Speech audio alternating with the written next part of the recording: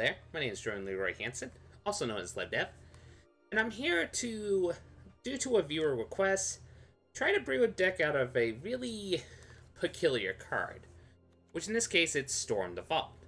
Now Storm the Vault is a legendary enchantment that has, whenever one or more creatures you control deals combat damage to a player, you create a treasure token, which is a lotus petal for people who know Magic for a while, but for people who don't, it's a artifact that you can tap it and sack it to generate 1 mana of any color.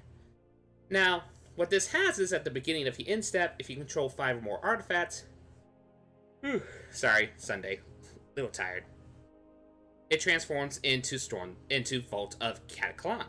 Cataclysm? I don't know how to pronounce that, to be honest. But anyway, it's very familiar to also a very old Magic the Gathering card known as Tolarian Academy, which has the ability to add blue for each artifact you control, but also it has the ability that you can tap it to add a mana of any color, if you so choose. Now, this is a really, really hard card to brew around. Ironically, before the standard rotation, and now even currently after the standard rotation.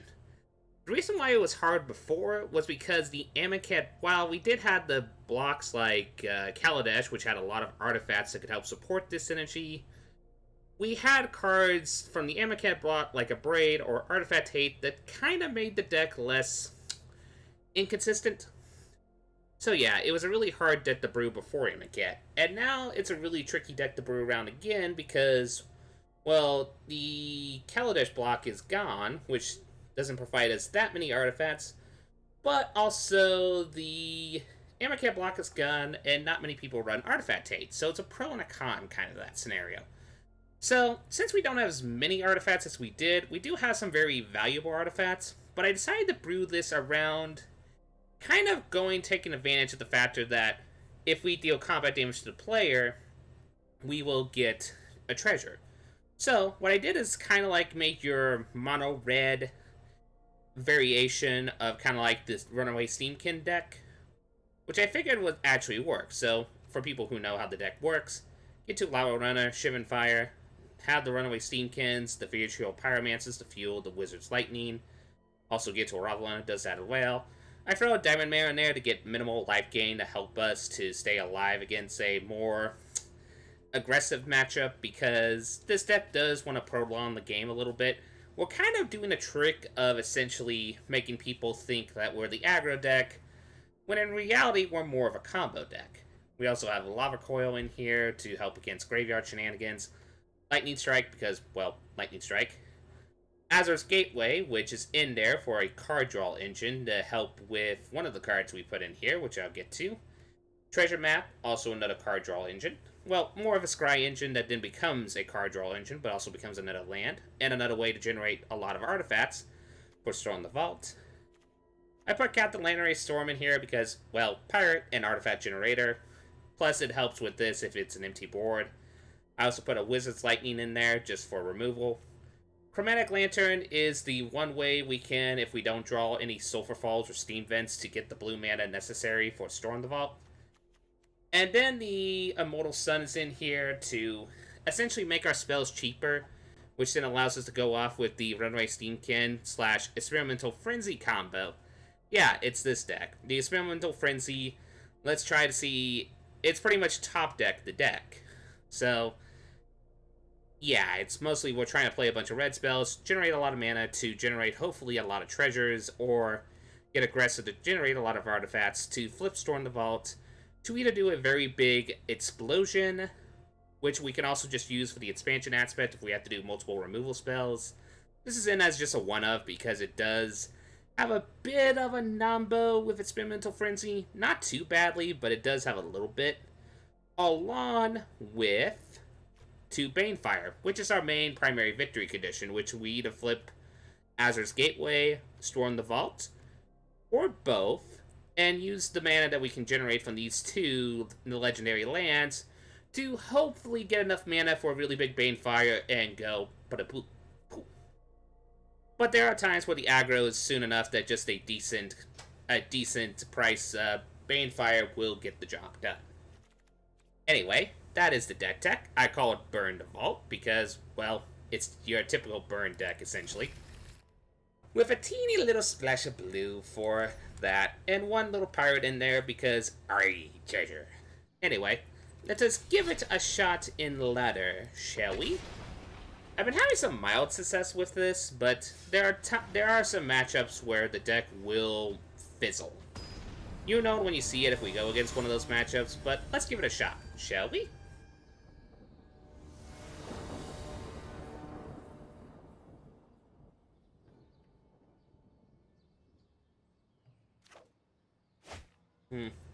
Okay, we have a Lava Coil, we have a Lightning Strike, we have a Diamond Mare. Even we have a Storm Vault, so if we can pull either a Chromatic Lantern or one of our Steam Vents or Surfer Falls, we're solid. Okay, so it looks like mono green. Yep, mono green. So yeah, this is the perfect turn to play the Diamond Mare. We're gonna say red for obvious reasons. And this is where the opponent will play probably a turn to... Oh, what's the name of that card? Okay, no, it wasn't the Steel Leaf Champion, so... It looks like this opponent is running more a probably Son of Freyalise token generation, maybe a Absent variation of the list. I'm tempted to destroy one of the tokens, but I'm going to go a little bit slow. See if we can generate some value. Because if we draw a land, then we can just Lightning Strike, Lava Coil, make this at least a decent big creature. This feels like a Son of Freyalise list, because usually the only reason why you play Saplings like this is if you're like a Absyn. Yep, there's the Son. So now, assets to 4 mana, 4-ish mana. So what's the opponent going to do? We hope they use this to play like a Steel Leaf Champion, then we can just Lava Coil it.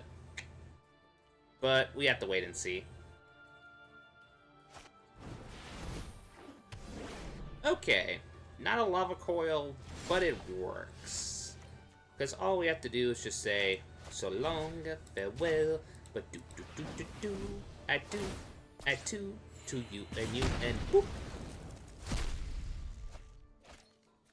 Then we're just going to attack in with the Steamkin. We'll see if he wants to block. He does not. He wants still the mana generation, so now he has 6 mana, which could be used for any... interesting. So, we're going to play into the Steamkin, see if there's a response. There's not.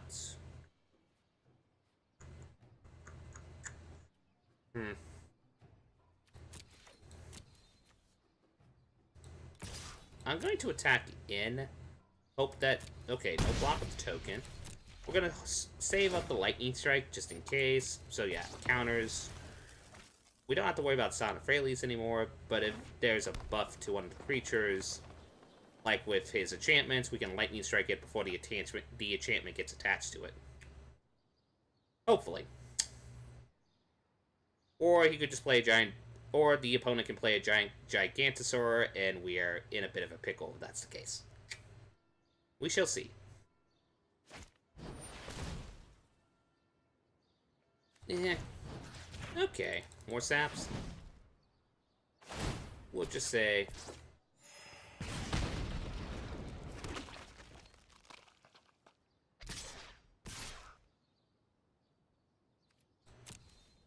Oh, I forgot. Indestructible. Brain fart. We're first going to play this. Then we're going to activate our Experimental Frenzy, which then gets a counter on our dude. Then we'll play this, just in case.